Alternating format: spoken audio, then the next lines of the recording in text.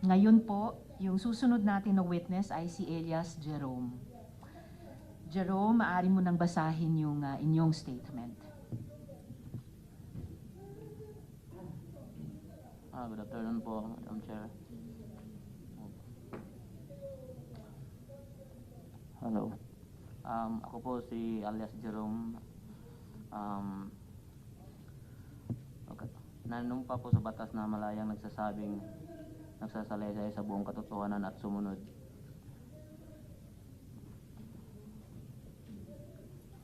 Naging membro po ako ng KGC dahil po sa mga gulang ko sa nanay ko po nung 2000 siya nagsimula.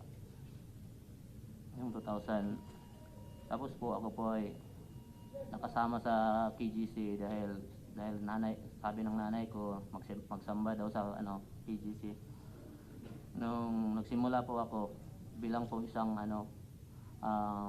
youth children's, yung bata pa lang po ako, 12 years old pa lang po ako, doon po sa amin pinabibinta na po na ako ng putumaya, pastillas, at saka doon sa mall, cheese stick, sa mga mall, sa lahat na pinapaaral po nila ako ng elementary, kaso bawal po ako pumasok sa paaralan pag hindi pa ako naglalampaso, nagbibinta ng putumaya tuwing umaga. Then po, yung kalaunan po na naman po na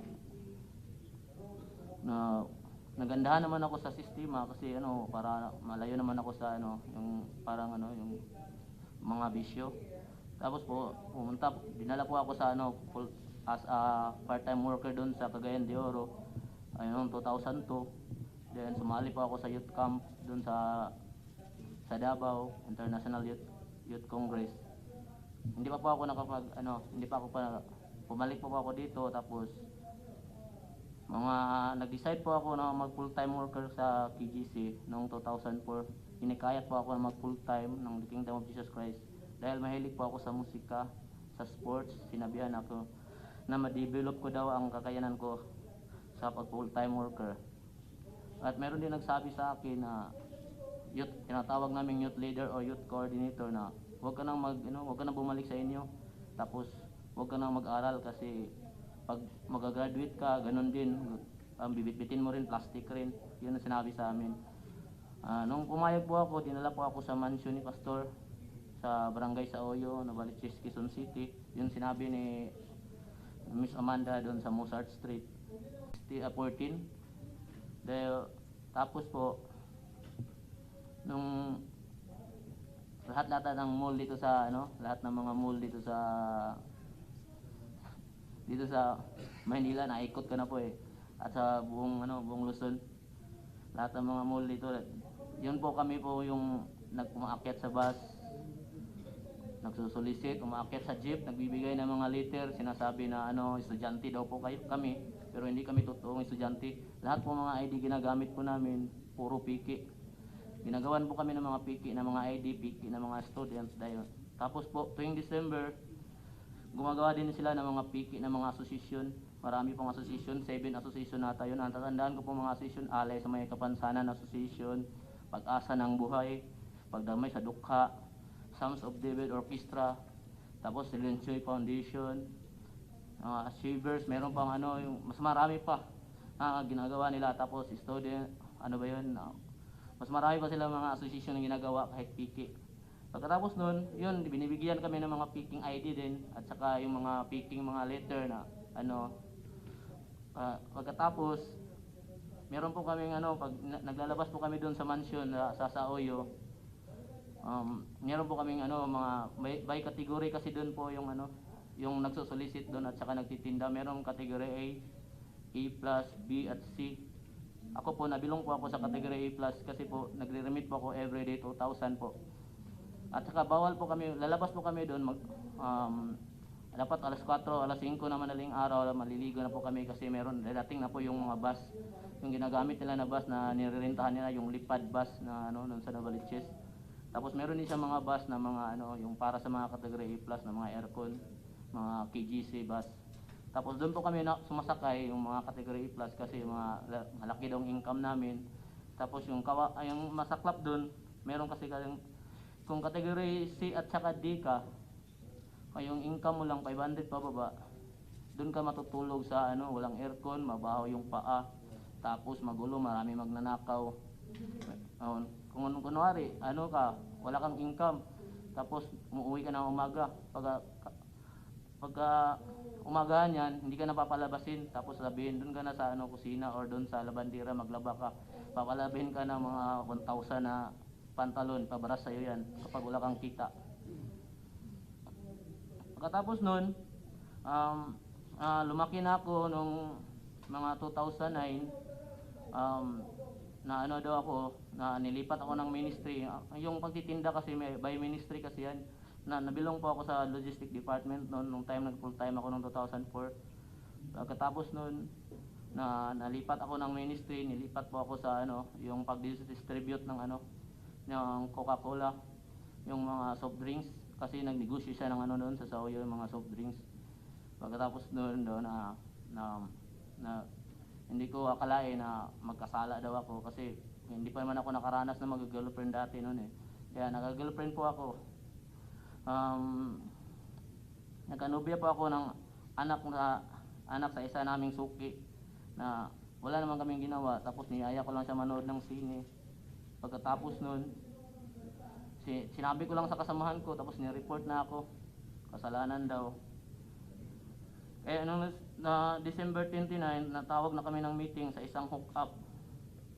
Ang tawag ni Pastor, yung hook-up, yung true calling siya, tapos yung nasa Amerika ata si Kibuloy nun, hinook up niya kami.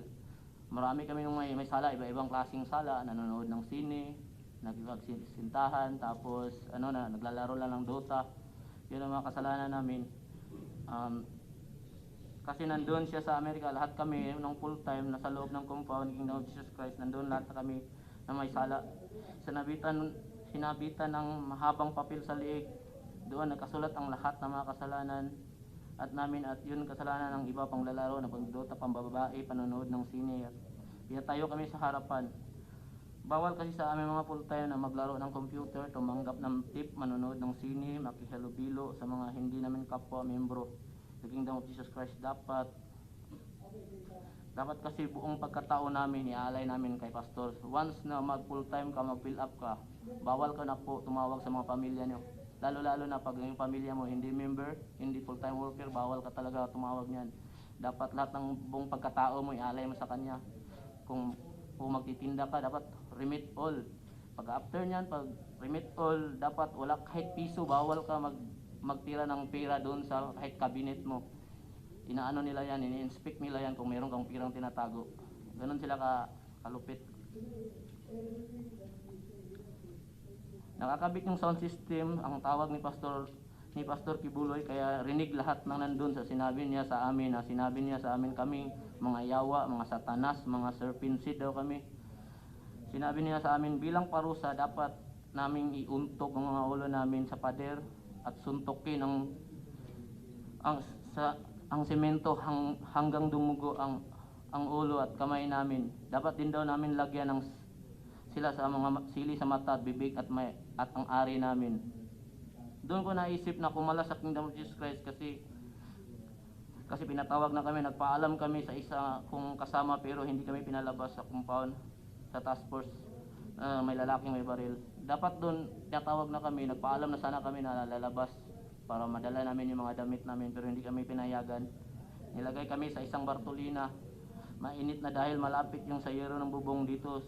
Nagsasampay ng damit ng mga labandera dahil madaling matuyo yung damit doon kasi walang ilaw at walang electric fan, masyadong mainit. 2 araw kami nandun at umakyat si minister, 2 minister, ang pangalan nila Jojo Pablo at saka si Gio Ayang, ang leader ng task force Davao, na may kasama silang mga armadong lalaki. Pinilit kaming suntukin ang simento at iuntog ang mga ulo namin sa pader hanggang dumugo. Jerome, so ginawa mo talaga yung iniutos sa inyo na inuntog mo talaga ulo mo sa pader hanggang dumugo yung ulo mo? Opo, ma'am. Before yun, binasahan mo na kami ng Biblia kasi kalooban doon ng Ama, tapos pinapirma po kami ng waiver. Hindi namin alam ang nakasulat doon. Pag mayroong mangyari sa amin, kagustuhan daw namin. Sige po, patuloy sa pagbasa. Halos hindi namin makayanan yun, ma'am. Tapos, meron akong kasama doon na sabi niya sa akin, sinabi niya sa kasama ko, akala ko langit to, hindi pala impyerno daw. Kasi yung naranas namin, ang pakiramdam ko that time, parang mamamatay na ata ako o mabubulag dahil may sili pa yung mata ko at saka bibig. Akala namin, hindi namin makayanan. May kasama din kaming saxophonist doon na may sala din. Siya din ang ano din siya, yung parang close friend din siya ni Kibuloy. Siya ang tag-saxophonist namin siya doon sa The Kingdom of Jesus Christ. Ang sala niya naman meron yata siyang nilamas na pastoral kaya galit na galit si Kibuloy. Ang ginawa sa kanya sinampal sa harap namin. Hindi nila alam na yung ang tao pala yun, may sakit pala sa puso nun. Pero sabi nila sa amin na namatay na daw yun dahil na stroke, dahil pagkasampal. Pero hindi namin nakita kasi kinulong na kami. Pinahinga lang kami sa 1 linggo bago kami nilipat kami noong December 2009 sa isang abandonadong building ng Guadalupe, Makati City. Yung tinatawag nilang Isimenay office ngayon. Doon kami dinala. 2 palit lang yung mga damit namin, inold nila, yung mga malita namin. Binigyan lang kami ng 2 damit, pang trabaho lang. At hating gabi, inutusan kami na i-demolish ang mga pader na yun kasi yung building na yun ng Isimenay, abandoned building yun galing sa ABCB, nabili ni Kibuloy. Yung ginawa namin doon, magtrabaho, kaso nagtatrabaho kami, walang permit, kaya magtatrabaho kami noon madaling araw. Dinidemolish namin yung bawat kwarto doon, 11th floor hanggang sa baba. Yun ang ginagawa namin. Tapos mayroon kaming doon, mayroong 2 gwardiya na mayroong mga baril, kaya hindi kami basta-basta makatakas. Dahil sa madaming aksidente na naisipan na namin, kasama ko nang tumakas, gumawa kami ng basketball ring sa ground floor at linaro namin yung mga gwardiya dahil mahilig sila sa basketball hanggang mapagod sila. Kaya noong gabi na yun, mahimbing ang tulog doon. Kaya doon kami naka-chance na tumakas. Kahit wala kami mga damit, tumakas kami. Katapos noon, nag-taxi kami, papunta kami sa Lunita. Wala naman kaming dalang damit, wala kaming pera.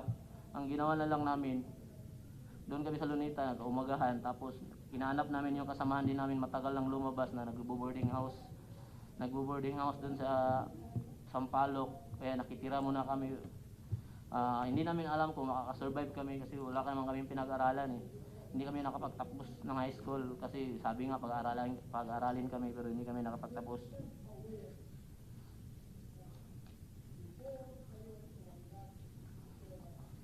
Pagkatapos hindi namin alam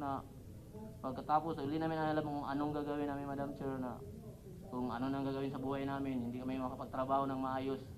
Kaya naisipan namin na yung ginagawa namin sa loob dati sa KGC na magtitinda, ginawa na lang namin din magtitinda para mabuhay lang, makapag-survive sa buhay.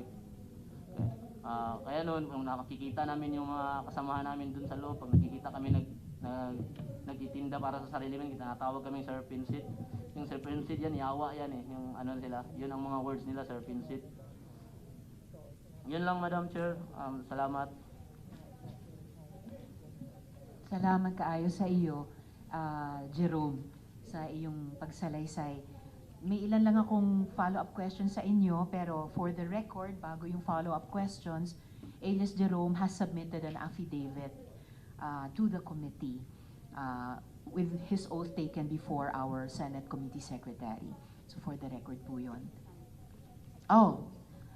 For the record, oath taken before the Senate Secretary, Attorney Ray Bantug. So Jerome, follow-up questions sa testimonya mo. Paano mo nalaman na si Kibuloy mismo ang nagpautos sa pananakit sa inyo? Siya ba mismo ang nagsabi sa pagdinig mo? Sinabi ko sa affidavit, Madam Chair, na tumawag siya mismo sa amin. Yan ang tinatawag naming hook up, through calling yun. Tapos kinukunik namin sa speaker para lahat kami, mga 2,000 ata kami sa loob ng yung compound. Makakarinig kami lahat, maraming witness.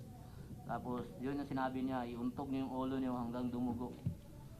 Yun ang sinabi. Akala nga namin hindi yun hindi yun mangyayari kasi pinapahinga lang kami doon sa kwarto na tinatawag namin, tapos tubig at saka lugaw lang. Akala namin yun lang yung punishment namin. Hindi namin akalain na yun pala nga gagawin sa amin, parang para kaming pumasok sa isang fraternity na tutorturin ka pala.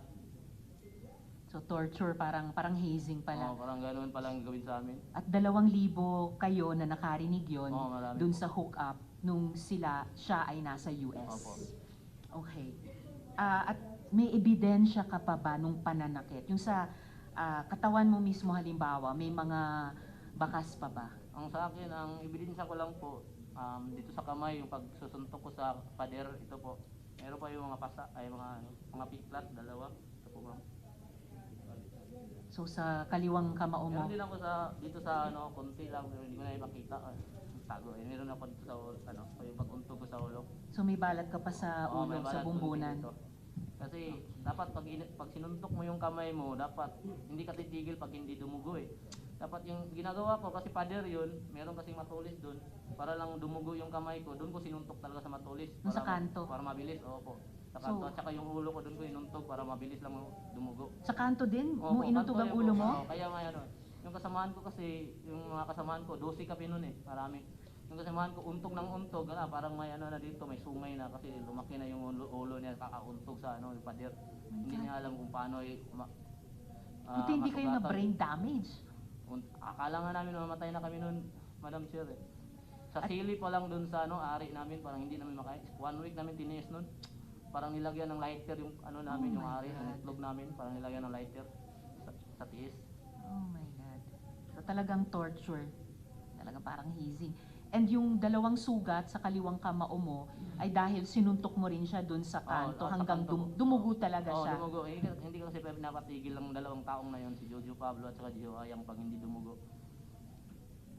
Ninunote po namin yung mga pangalan na binabanggit nyo para sa posibleng pag-imbita din sa susunod na pagdinig. At yung 12 na kasama mo nung na-torture, sino-sino po sila? Mga kasamahan ko rin po, pero hindi ko dapat mabanggit yung pangalan. Eh. Tama. Kilala ko naman yung mga pangalan, pero baka sila natakot kasi sila. Ako takot din naman ako nung nangyari nun, kaya nanahimik na lang po ako. Kaya nakita ko doon sa sa post niyo sa Facebook na about kang Kibuloy, kaya nanghingi na rin ako ng tulong, mag-testify po ako dito sa Senado. At maraming salamat sa pag-testify mo, Jerome. Dagang salamat.